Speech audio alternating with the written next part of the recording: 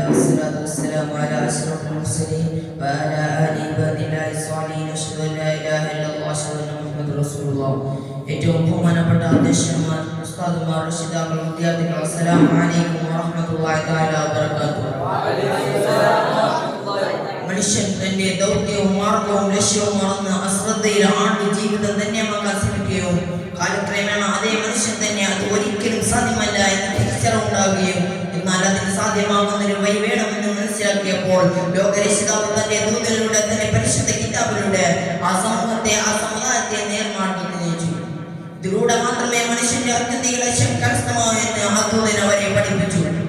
23 വർഷക്കാലം നീണ്ടുനിന്ന പരിവർത്തന കാലത്തിനിടയിൽ അള്ളാഹു തന്റെ പാപഭാരങ്ങളും ജീവിത പ്രതിസന്ധികളും തലയിൽ പേര് നടത്തുന്ന തന്റെ അടിമകൾക്ക് ആശ്വാസമായി കാരണമായി ഒരു ആയത്ത് അവതരിപ്പിച്ചു. അല്ലാഹു തആല പറയുന്നു, ഖുൽ യാ ഇബാദിയല്ലദീന അസ്റഫു അലാ അൻഫുസിഹിം ലാ തഖ്നതു മിൻ റഹ്മത്തില്ലാഹ് ഇന്നല്ലാഹ യഗ്ഫിറു ദുനൂബ ജമീഅ ഇന്നഹു ഗഫൂറുർ റഹീം. ഖുൽ നബിയെ പറയുക, യാ ഇബാദിയല്ലദീന അസ്റഫു അലാ അൻഫുസിഹിം, സ്വന്തത്തോട് അതിക്രമം പ്രവർത്തിച്ചതായ എൻ്റെ അടിമകളെ, ലാ തഖ്നതു മിൻ റഹ്മത്തില്ലാഹ്, നിങ്ങൾ അല്ലാഹുവിന്റെ കാരുണ്യത്തിൽ നിരാശരാവരുത്. ഇന്നല്ലാഹ യഗ്ഫിറു ദുനൂബ ജമീഅ, നിശ്ചയം അല്ലാഹു എല്ലാ പാപങ്ങളും പുറത്തു തരുന്നവനാണ്. ഇന്നഹു ഗഫൂറുർ റഹീം, നിശ്ചയം അല്ലാഹു എല്ലാ പാപങ്ങളും പുറത്തു തരുന്നവനും അങ്ങേയറ്റം കാരുണ്യമുള്ളവനുമാണ്. അതിമഹത്തായ അത്യുന്നതമായ സന്തോഷ വാർത്ത, പാപഭാരത്തിൽ ആണ്ട് പ്രതിയേറ്റുപോയ മനുഷ്യനെ ആകാശവും ഭൂമിയും അതിലുള്ളതിനെയും പഠിച്ച് സൃഷ്ടിച്ച് പരിപാലിക്കുന്ന സർവശക്തനായ അല്ലാഹു തആല പറയുന്നു, ലാ തഖ്നതു മിൻ റഹ്മത്തില്ലാഹ്, നിങ്ങൾ അല്ലാഹുവിന്റെ കാരുണ്യത്തിൽ നിരാശരാവരുത്.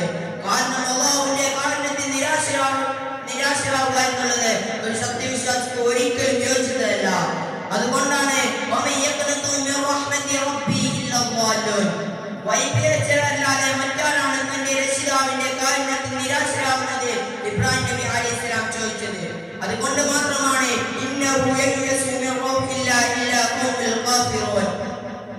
അല്ലാഹുവിന്റെ കാരുണ്യത്തിൽ നിരാശരാവുന്നത് അവിശ്വാസികൾ മാത്രമാണ് എന്ന് യാക്കൂബ് അലൈഹിസ്സലാം പറഞ്ഞത്.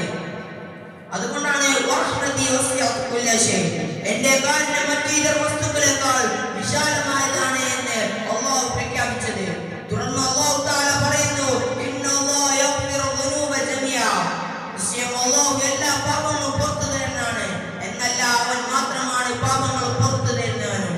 നിങ്ങൾ ആകാശഭൂമികൾ നിറക്കുമാർ പാപങ്ങൾ ചെയ്തു കൂട്ടിയാലും നിങ്ങൾ അല്ലാഹുവിനോട് പാപമോചനം തേടുകയാണെങ്കിൽ നിങ്ങൾക്ക് അല്ലാഹു തആല പുറത്തു തരുമെന്നാണ് നബി സല്ലല്ലാഹു അലൈഹി വസല്ലം തങ്ങൾ നമ്മെ പഠിപ്പിച്ചത്.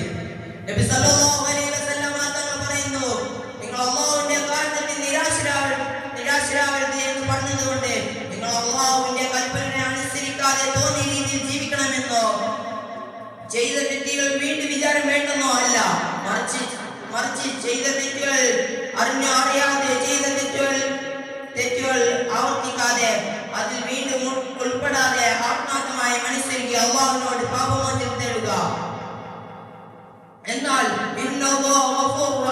പശ്ചാത്താപിക്കുന്നവർക്ക് പുറത്തു കൊടുക്കുന്നതിൽ അല്ലാഹുവിന് ഒരു തരത്തിലുള്ള വൈമനസ്യമോ പിശുക്കോ ഇല്ല, മറിച്ച് അത് അവന്റെ ഇഷ്ടമുള്ള കാര്യവുമാണ്.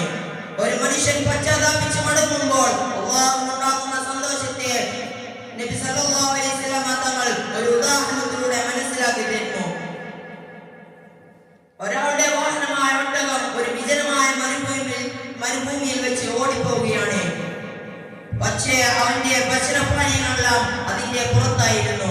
അങ്ങനെ ക്ഷീണിതനായി അവൻ ഒരു മരച്ചുവട്ടിൽ ഇരിക്കുകയാണ്. അങ്ങനെ ഇരിക്കെ അവന്റെ ഓടിപ്പോയ ഒട്ടകം അവന്റെ മുമ്പിൽ പ്രത്യക്ഷപ്പെടുകയും അയാളുടെ വിനയത്തിനെ വഴങ്ങുകയും ചെയ്യുകയാണ്. അപ്പോൾ അയാൾക്കുണ്ടാകുന്ന സന്തോഷത്തേക്കാൾ ഇരട്ടി